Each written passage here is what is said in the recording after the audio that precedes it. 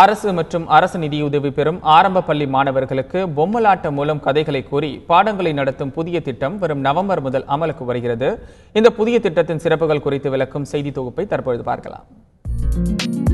ஆரம்ப கல்வி பயிலும் குழந்தைகளுக்கு வழக்கமான பாட புத்தக பாணியில் இல்லாமல் பாடக்கருத்துகள் எளிதாக மனதில் பதிய வைப்பதற்காக மாநில ஆசிரியர் கல்வி ஆராய்ச்சி மற்றும் பயிற்சி நிறுவனமும் அனைவருக்கும் கல்வி திட்ட இயக்குநரகமும் இணைந்து பொம்மலாட்டம் மூலமாக கல்வி கற்பிக்கும் புதிய திட்டத்தை வரும் நவம்பர் முதல் அமல்படுத்த உள்ளன.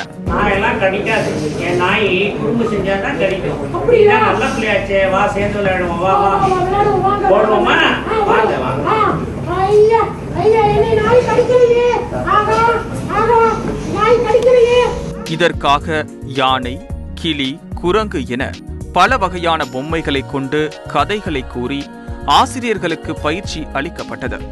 இந்த பயிற்சியின் மூலம் எளிய முறையில் புரியும் வகையில் மாணவர்களுக்கு கற்பிக்க முடியும் என்கிறார் அனைவருக்கும் கல்வி திட்ட முதுநிலை ஆலோசகர் மாலதி. பலவித பாடங்களுக்கு இப்போ ஆக்டிவிட்டி பேஸ்ட் லேர்னிங்னு சொல்கிறோம். அந்த பாடங்கள்லாம் வார்த்தைகளை எளிமையாக புரிய வைக்கிறதுக்கு கூட இப்போ கிளின்னு எழுதி போடுறத விட கிளி பொம்மையை நம்ம காட்டும் போதே குழந்தைய அதை ப்ரொனவுன்ஸ் பண்ணிவிடுவான். ஸோ அந்த டீச்சர்ஸ்க்கு வேண்டியது இங்கே என்னென்னா அந்த பாடி லாங்குவேஜ், அந்த ப்ரொனன்சியேஷன் அழகாக இருக்கணும். இது எல்லாமே ஃபேஷியல் எக்ஸ்பிரஷன்ஸ் இருக்கணும்.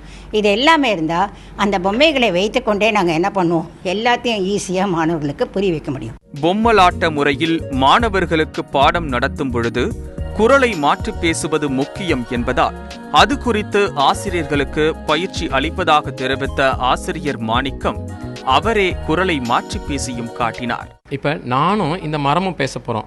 இங்கே இருக்கக்கூடிய கேரக்டர் ஒரு மரத்தை ஒரு கேரக்டராக எடுத்துருக்கிறேன். நான் பேசும்போது என்னுடைய வாய் உதடுகள், என்னுடைய கையசைவுகள்லாம் நல்லா தெளிவாக தெரியும்.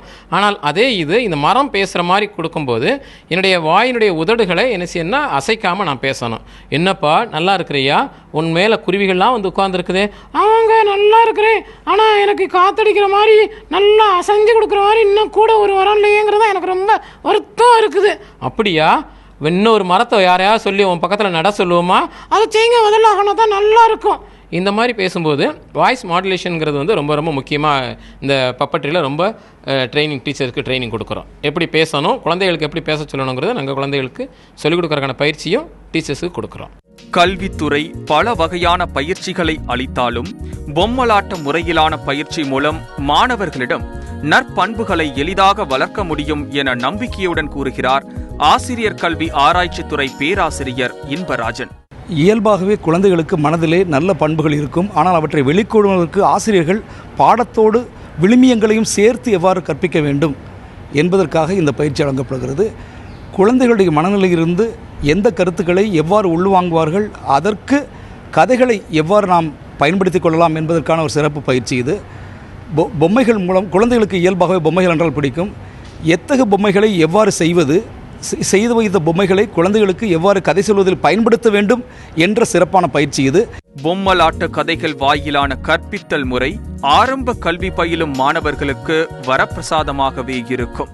காலம் காலமாக கரும்பலகையையும் பாட புத்தகங்களையும் பயன்படுத்தி மாணவர்களுக்கு பாடம் சொல்லிக் கொடுத்து வந்த நிலைக்கு மாறாக ஆரம்ப கல்வி பயிலக்கூடிய சிறிய குழந்தைகளுக்கு அவர்கள் விரும்பக்கூடிய கதைகள் மூலமாகவும் பொம்மைகள் மூலமாகவும் இனிமேல் பாடங்களை மாற்றி சொல்லிக் கொடுப்பதன் மூலம் அவர்களுடைய பல்வேறு திறன்கள் வெளிப்படும் எனவும் இதன் காரணமாக வரும் காலங்களில் ஆரம்ப கல்வி மிக ஒரு தரமானதாக அமையும் என்பதும் அதிகாரிகளுடைய அசைக்க முடியாத கருத்தாக இருக்கிறது.